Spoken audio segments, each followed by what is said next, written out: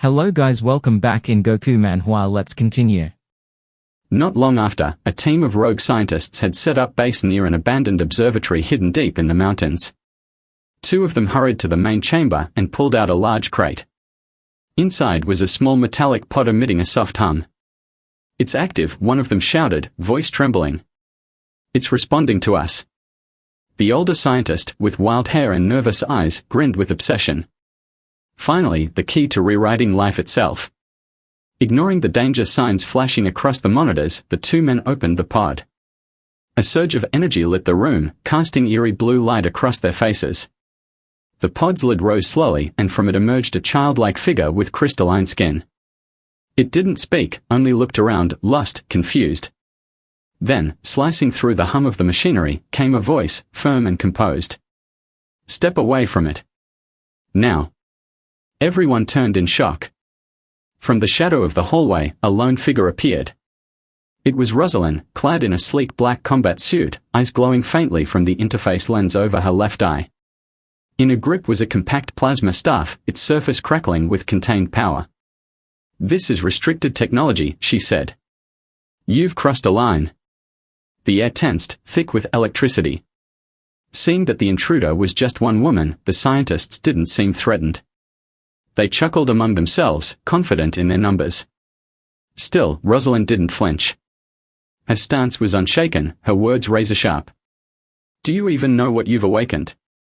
The older scientist sneered, ignoring her completely. His gaze lingered not on her warning, but her presence. "You government agents are all the same. Always meddling. But it's too late for you to stop progress." His tone turned mocking. "Tell you what. Help us study the creature and we'll give you a cut of the discovery." Doesn't that sound like fun?" His smugness left no doubt about their intentions.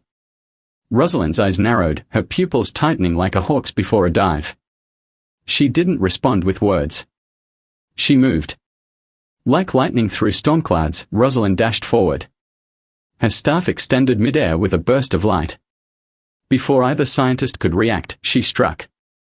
The younger man was the first to fall. A quick strike to the neck rendered him unconscious, crumpling like paper to the floor. Sparks flew as he hit a control panel, setting off alarms. The older man stepped back, fear breaking through his arrogance. What are you doing? You're ruining everything." But she wasn't done. Rosalind pivoted, driving the electrified staff into the center of the lab's power core. The shockwave pulsed outward, knocking equipment off tables, shattering glass. A second later, the staff swept toward him, catching him in the gut with a thunderous jolt. He screamed, collapsing backward. The room went dim as the backup generators kicked in. The automated security drones, alerted by the breach, buzzed to life. Sensing danger, they zoomed toward the central chamber. But Rosalind was faster. She dashed between them like a shadow, each swing of her weapon a blur. Sparks and metal filled the air. The last drone fell with a flash and crash. Rosalind stepped forward as the dust settled, the pod now fully open.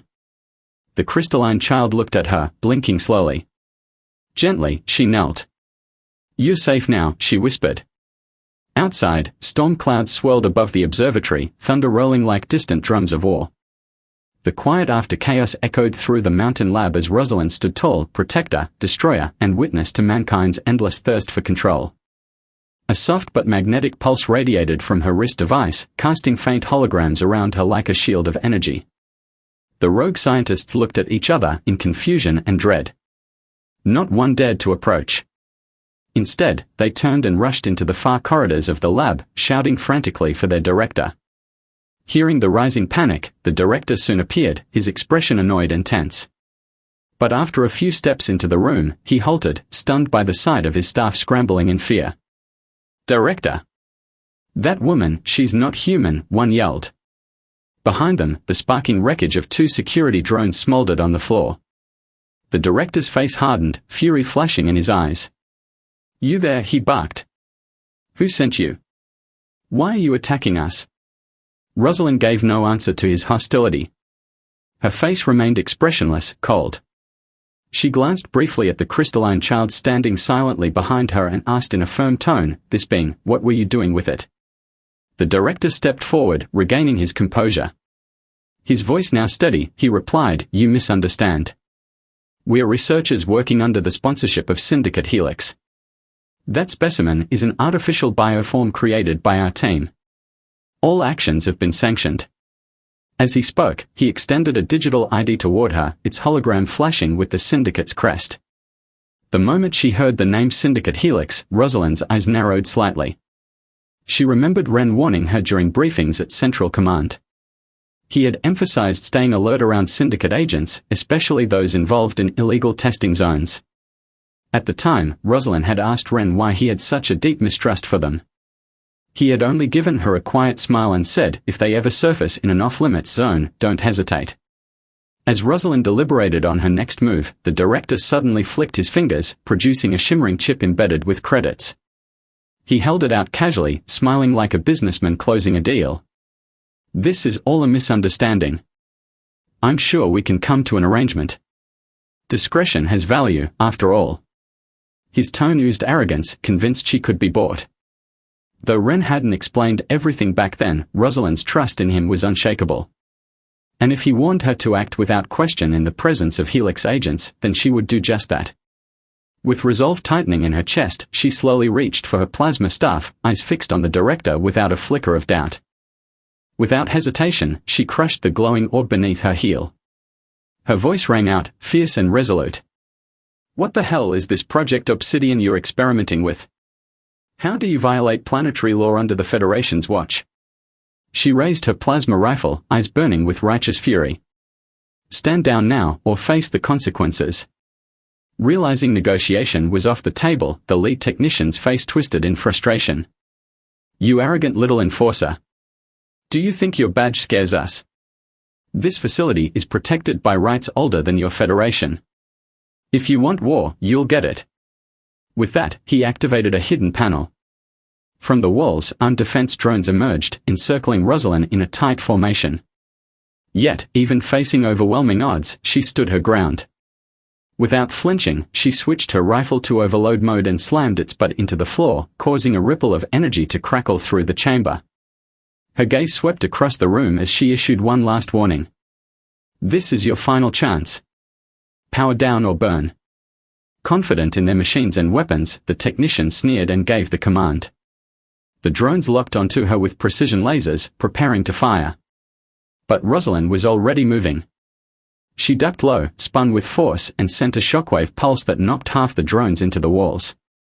She darted forward with electrifying speed, flipping over the leader's control station and landing a punch that sent him sprawling across the room.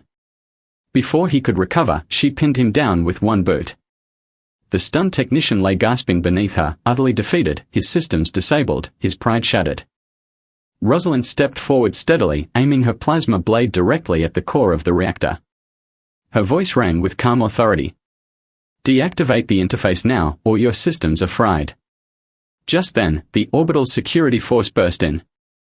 They moved quickly, weapons ready and eyes scanning the chaos. Rosalind raised a hand and nodded. "I'm fine. Secure the lab. Seize everyone involved."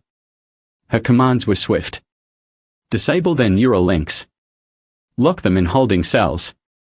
I'll file a report to Commander Ren. He'll decide their punishment." In moments, the entire rogue team was cuffed and dragged away by the unit. Time passed. Night settled over the Citadel, but Ren remained in his command room, scrolling through intercepted messages under the soft glow of monitors. Then came a sharp buzz at the door. "Commander Ren, it's Rosalind. I have urgent intel." "Come in," he replied. Rosalind entered and knelt in formal salute. "I've identified a covert tech cell operating from Sector 7.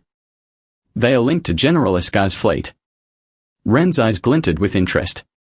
He hadn't expected leverage against General Escar to come so soon. A thin smile formed.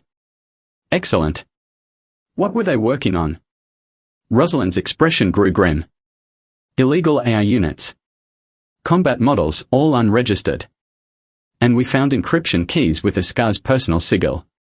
She was about to elaborate when, bang. Ren slammed his fist against the console, the screen flickering from the impact. His face twisted with rage. "That traitor. He's weaponizing rogue AIS against my sectors. He must think me blind. His voice was low but venomous. We warned him once. There won't be a second time. Thank you all for watching my video. I hope you find strength and peace in your journey ahead. If you liked this mission report, tap that thumbs up and leave your thoughts below.